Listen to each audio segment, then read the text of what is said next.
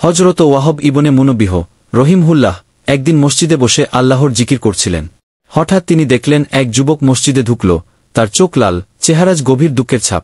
যুবক এসে বলল, হযরত, আমি এমন পাপ করেছি যার কোনো ক্ষমা নেই।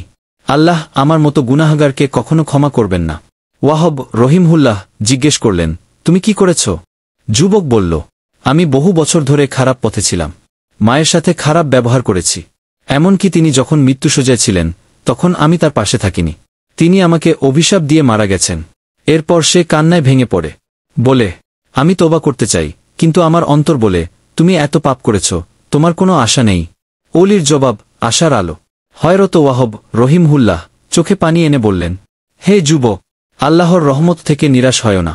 আল্লাহ কুরআনে বলেছেন, হে আমার বান্দারা, যারা নিজেদের প্রতি জুলুম করেছ, তোমরা আল্লাহর রহমত থেকে নিরাশ হয় না। নিশ্চয়ই আল্লাহ সব পাপ ক্ষমা করেন। সূরা জুমার আয়াত 53। তিনি যুবককে বললেন, তুমি এখনই আল্লাহর কাছে ফিরে যাও। সত্যিকার তওবা করো, কাঁদো, তার দরজায় মাথা রাখো। যেই আল্লাহ ফিরাউনের মতো জালিমকে সুযোগ দেন, তিনি কেন তোমাকে ক্ষমা করবেন না? শেষ দৃশ্য, কান্নায় বদলে যাওয়া। যুবক সেজদায় পড়ে যায়। তার কণ্ঠে একটিই কথা, ইয়া আল্লাহ, আমি সত্যিই অনুতপ্ত, আমাকে মাফ করে দিন। সে কাঁদতে কাঁদতে সেজদায় থাকা অবস্থায় ইন্তেকাল করে।